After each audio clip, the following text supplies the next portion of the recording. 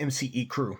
We have all been subjected to a very insidious, pervasive, and extremely sophisticated bit of programming called consumerism. Now, I've talked about this in the past. I'm going to come at you again with a more detailed video this time in the hopes that we can actually recognize the programming, why it was instituted in the first place, in an effort to deprogram us to a great extent. Now look, the American economy is a consumer economy. All right. If we all understood this programming that we're about to go into and stopped being susceptible to it, the economy would grind to a halt. But this is the Money Changes Everything channel. I do not have a big and broad voice. I appreciate everyone who watches, and I appreciate everyone who has subscribed. But up against the machine that is consumerism, I am but a grain of sand on a planet, that the one big beach planet. Okay, I am but a grain of sand. So there is no danger that my words will put any type of chink in the armor that is the consumer economy of America. But for a few, you included, this will illuminate the insidious process by which consumerism has been allowed to take hold in this nation. And we're also going to examine how that results in people never achieving financial independence. That's not the goal of the United States of America or the governments of the world in general in the 21st century. Actually, subservience and dependence is the goal, and you can't achieve that as a government if you are out there showing your citizens how to be financially independent. So, having said all of that, think about it like this. James Bond. Now look, I make no illusions. I used to be someone who was very susceptible to consumerism as well. Now, I will say this.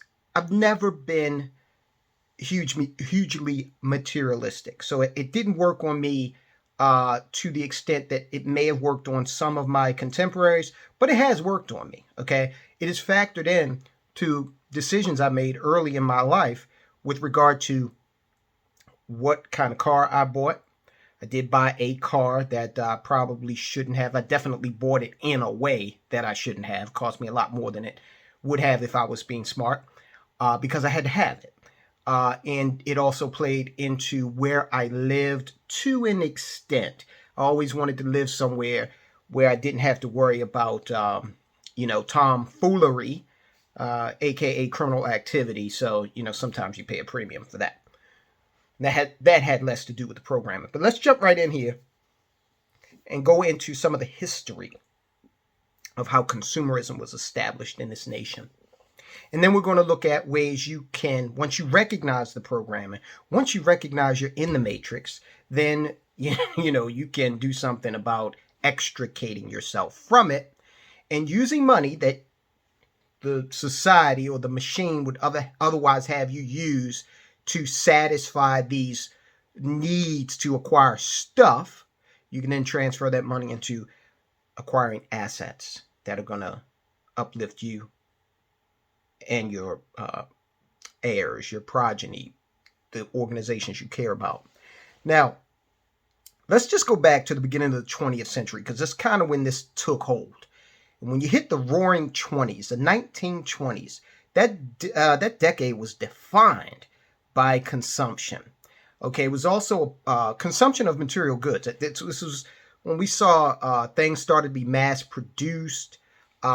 People who had traditionally purchased for necessity were now able to purchase some things, for enjoyment.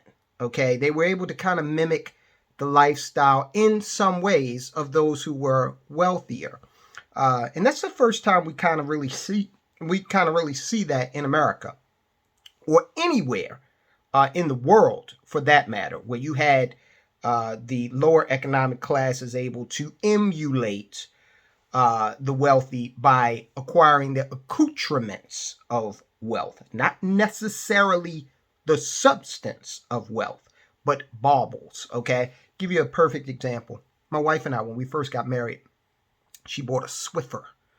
Okay, you know that thing, Swiffer. Now, I'd never owned a Swiffer. No one I knew ever owned a Swiffer. And I thought about it, and then I told her, I said, hey, look, do you think it's a good idea if we buy something like this that's disposable? And we talked about it, discussed it, and we arrived at the conclusion that, a broom had worked perfectly for our entire lives. But, you don't need to buy that broom anywhere near as often as you need to buy those replaceable pads on the Swiffer. Okay? Consumerism. All right, so let me read to you, and of course, I'm going to link to all of this so that you'll be able to delve deeper. Notwithstanding the panic and pessimism, a consumer solution was simultaneously emerging out of, the 1920s. This article is going into.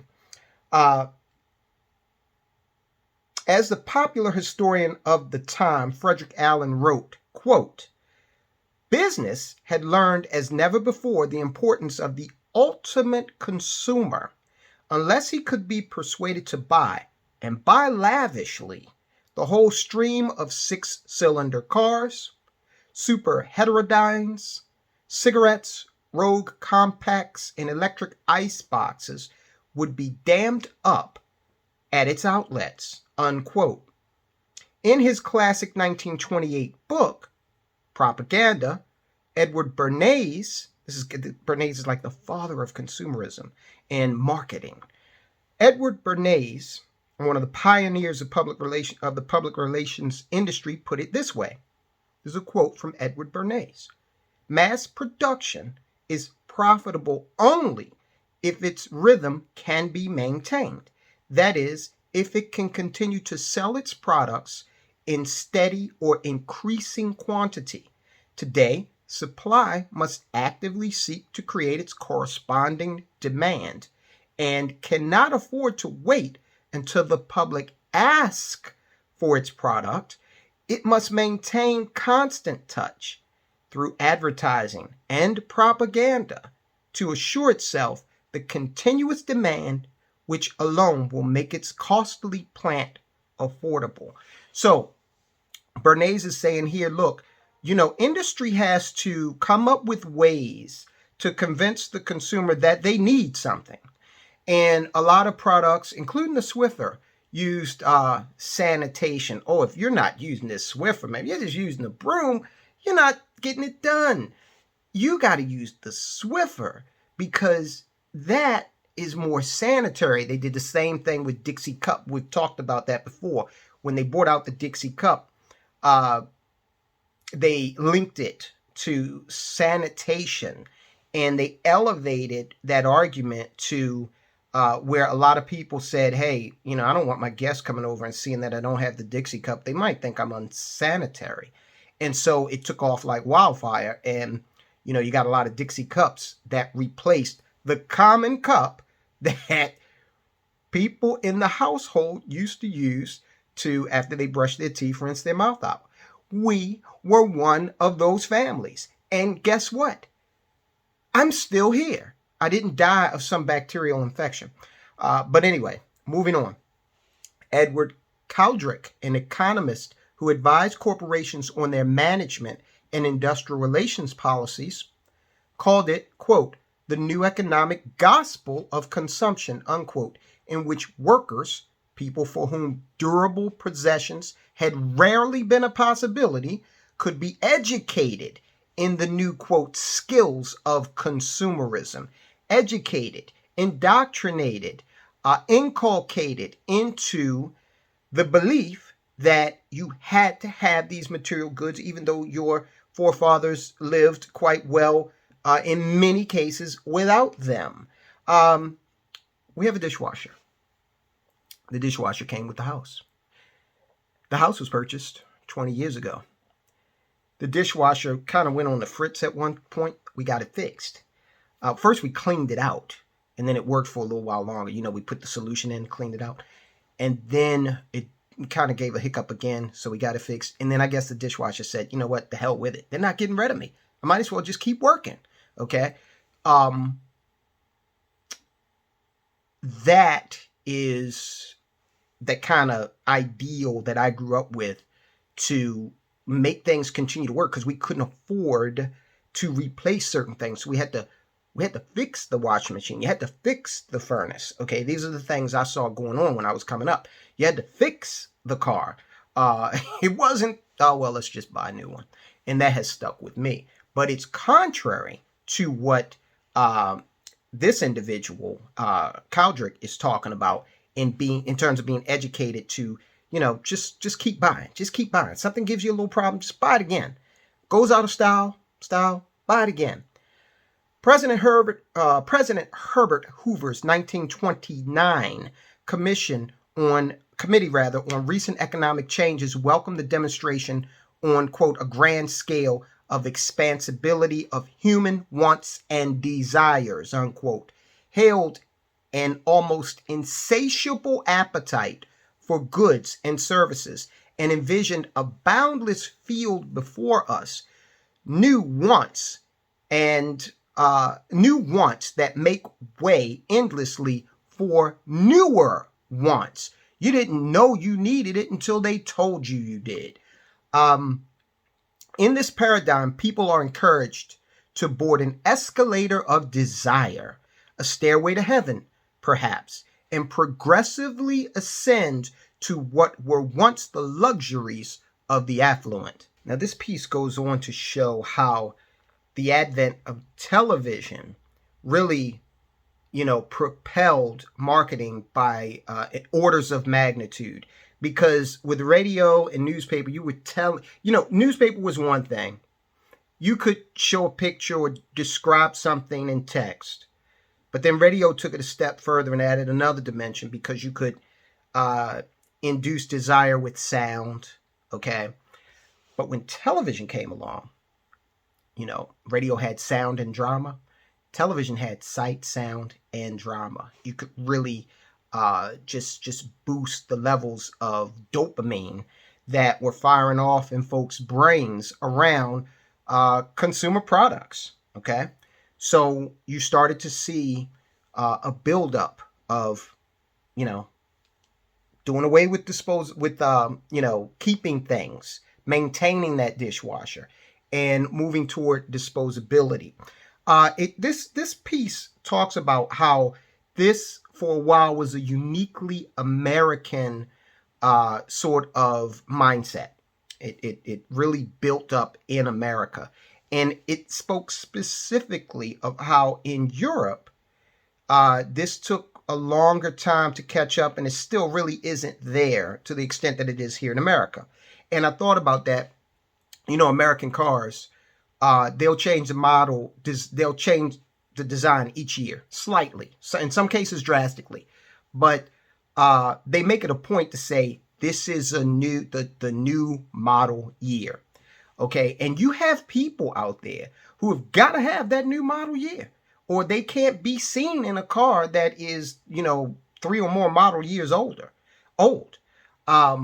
Europe, on the other hand, notice how the BMWs and the Mercedes-Benzes and the Audis and the Volvos, they used to go for extremely long stretches of time without any design changes that were perceptible.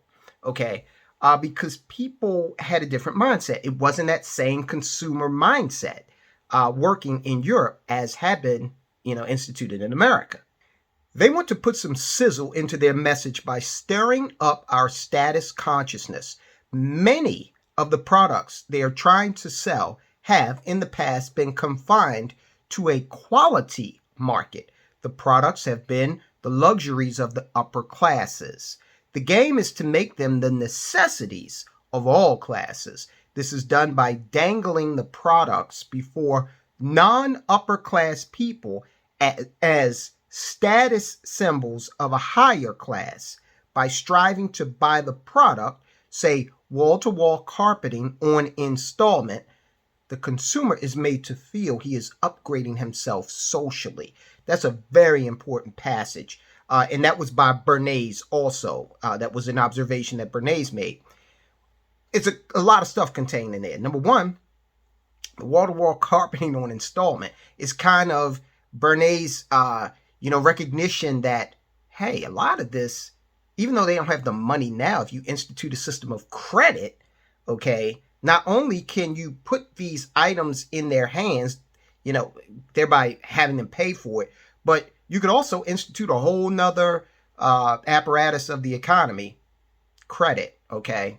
So he goes on, it goes on to say, though it is status that is being sold, it is endless material objects that are being consumed. You have got to understand what's going on here, because on the one hand, if you understand this, it's going to help you sell your product and help you propel your business. Now you might say, Tyrone, that sounds like you're using this psychology to prey on. Listen, I told you at the beginning that we're not going to be able to turn that around. The consumer machine, the marketing machine, is a leviathan. It is orders of magnitude more powerful than we will ever be. We're not going to be able to beat it. So we're trying to achieve certain objectives, most notably becoming financially independent. So we have to recognize these things.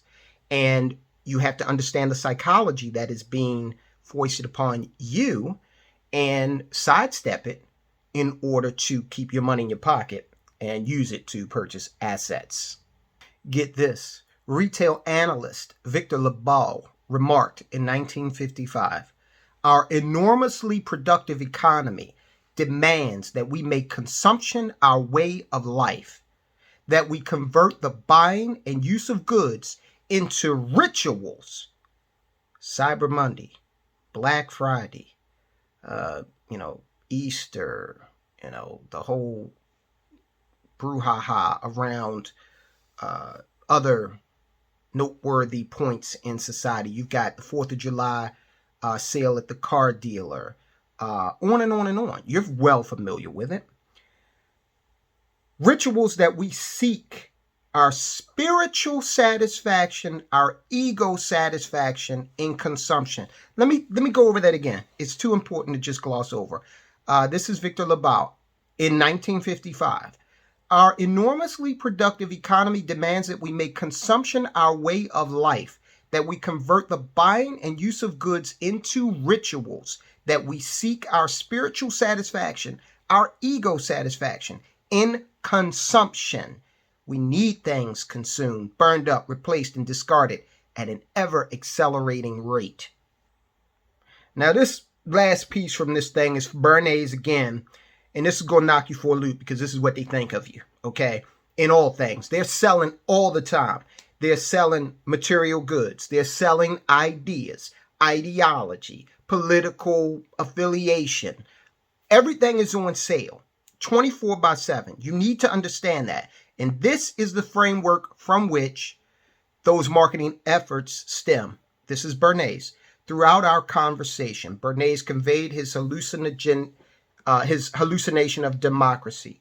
A highly educated class of opinion-molding tacticians is continuously at work adjusting the mental scenery from which the public mind, with its limited intellect, derives its opinions.